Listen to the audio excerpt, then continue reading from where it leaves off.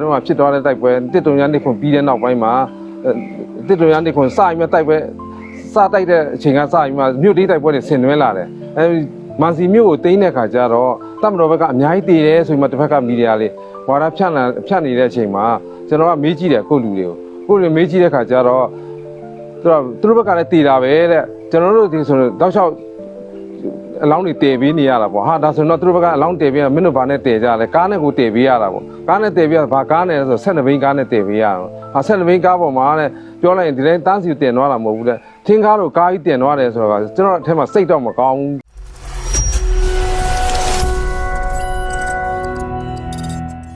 အခုခီးတွိုင်းနဲ့ကြုံရတဲ့ကဏ္ဍလေးကိုပြောချင်တာပါကျွန်တော်မန္တလေးဆင်းလာတဲ့အခါမှာကျွန်တော်ကြောက်တမ်းမြောက်ခင်ဒိုးပင်ဆိုတဲ့ရွာလေးမှာကျွန်တော်နားတယ်ကြောက်တမ်းမှာတိုက်ပွဲဖြစ်နေတော့နားတဲ့ခါမှာလူတယောက်ကနေပြီးမှတိမ်တက်ဆင်းတိမ်ဝင်လိုက်တယ်သူထွက်လာဆိုလူငယ်တယောက်ကပါလာတယ်နောက်တိမ်ဝင်တော့ရဲ့လူငယ်တယောက်ကပါလာတဲ့ခါကျကျွန်တော်နားနေတဲ့ဆိုင်ကဒါကိုကြီးတယောက်ကိုကျွန်တော်မေးကြည့်ဘာလောက်တာတဲ့ဒီငယ်အဲ့လိုဓမ္မခေါ်တာလားမဟုတ်ဘူးတဲ့ဒါရဲဘော်လေးတွေစုတာပေါ့နော်ရဲဘော်လေးစုရဲဆိုတဲ့ခါကျတော့လူငယ်တွေကဒါသူ့နောက်ကိုလိုက်သွားတာပေါ့ဒီတန်းကြီးပေါ့နော်တိမ်တယောက်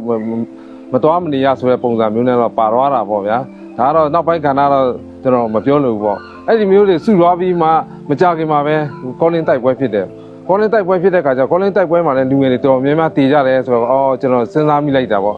ဒါဟိုခင်တော့ကကျွန်တော်တွေးခဲ့တဲ့လူငယ်လေးတွေကယနေ့ကောလင်းတိုက်ပွဲမှာတတ်တည်ကြပြီလားဆိုတဲ့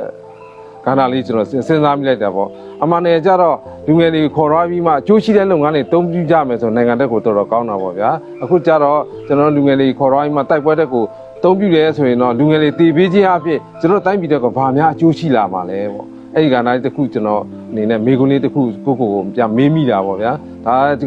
ကိုမေးမိတဲ့မေကွန်းတွေလည်းဒါပြည်သူတွေလည်းကျွန်တော်ပြန်ပြီးမှပြောပြချင်တာပေါ့နောက်တစ်ခုကကျွန်တော်တို့ဒေတာတုန်းကဖြစ်သွားတဲ့တိုက်ပွဲတစ်တုံရန်နေခွန်ပြီးတဲ့နောက်ပိုင်းမှာတစ်တုံရန်နေခွန်စပြီးမှတိုက်ပွဲစတိုက်တဲ့အချိန်ကစပြီးမှမြို့တိတိုက်ပွဲတွေဆင်နွှဲလာတယ်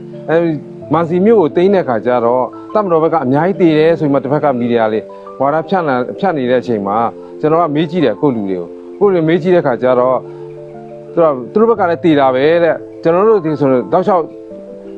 အလောင်းတွေတည်ပေးနေရတာပေါ့ဟာဒါဆိုတော့သူတို့ဘက်ကအလောင်းတည်ပေးရမင်းတို့ဘာနဲ့တည်ကြလဲကားနဲ့ကိုတည်ပေးရတာပေါ့ကားနဲ့တည်ပေးရဘာကားနဲ့ဆို12ဘိန်းကားနဲ့တည်ပေးရတော့ဟာ12ဘိန်းကားပေါ်မှာတဲ့ပြောလိုက်ရင်ဒီတိုင်းတန်းစီတင်သွားတာမဟုတ်ဘူးတဲ့ထင်းကားတို့ကားကြီးတင်သွားတယ်ဆိုတော့ကျွန်တော်အထက်မှာစိတ်တော့မကောင်းဘူးပေါ့ဗျာအဲ့ဒီကိစ္စလေးတီးချီရတဲ့ခါကြားတီးရတဲ့ခါကျတော့လဲစိတ်မကောင်းဒါတွေကလူငယ်တွေပဲစစ်ပွဲမှာတည်ကြည်ကြရတာအခုနိုင်ငံရေးအပြောင်းရွှေ့တက်ကိုစစ်ပွဲနဲ့ပြောင်းလဲလို့ရနိုင်မှာမလားစစ်ပွဲနဲ့ပြောင်းလဲလို့ရနိုင်မလားဆိုရင်ဆိုတဲ့အခါကျတော့နှစ်ပေါင်း80ကျော် EAO တွေစစ်တိုက်ခဲ့ကြပြီစစ်ပွဲနဲ့ပြောင်းလဲလို့မရခဲ့ဘူးဒါကျွန်တော်တို့ဖြစ်စီကြတာနိုင်ငံရေးနဲ့ပြောင်းလဲလို့ရအောင်ကျွန်တော်ကြိုးစားမယ်နိုင်ငံရေးနဲ့ပြောင်းလဲရတဲ့ခါမှာတဖြည်းဖြည်းနဲ့တော့ပြောင်းလဲလာအောင်ကျွန်တော်ကြိုးစားရမှာဖြစ်ပါတယ်။ဘာကြောင့်မလဲဆိုတော့အချိန်ကြာမယ်။စစ်ပွဲနဲ့ကတော့ပြောင်းလဲလားမပြောင်းလဲဆိုမတည်ကြပေမဲ့လည်းဒါကတော့လူတည်ပြောက်မှုတော့တအားများပါတယ်။မြန်မာနိုင်ငံကပြောမယ်ဆိုတော့လူတွေမတည်စေချင်ပါဘူး။ဘာကြောင့်လူငယ်လေးကိုအဓိကမတည်စေချင်တယ်ဆိုတော့တစ်ဖက်မှာအင်အားကြီးတဲ့နိုင်ငံကြီးနိုင်ငံရှိတယ်။လူကြီး1400ကျော်လို့ဆိုတာဒါကျွန်တော်မြန်မာနိုင်ငံကလူကြီးအများကြီးလိုအပ်သေးပါတယ်။လူသားရင်းမြစ်တဲ့အများကြီးလိုတဲ့အခါလူငယ်တွေကိုအဓိကအားကိုးရမှာပါနိုင်ငံတည်ဆောက်ရေးအတွက်တို့ကြောင့်မို့နိုင်ငံတည်ဆောက်တဲ့လူငယ်တွေအားကိုးရမှာဖြစ်တဲ့ကြောင့်မို့လူငယ်လေးမတည်မပြောက်တဲ့နီလာတွေကိုကျွန်တော်တို့အနေနဲ့ခြားချမ်းပြီးမှဝိုင်းမှုစဉ်းစားကြပေးကြဖို့ကျွန်တော်အနေနဲ့ဒါပြောကြားလိုတာပါ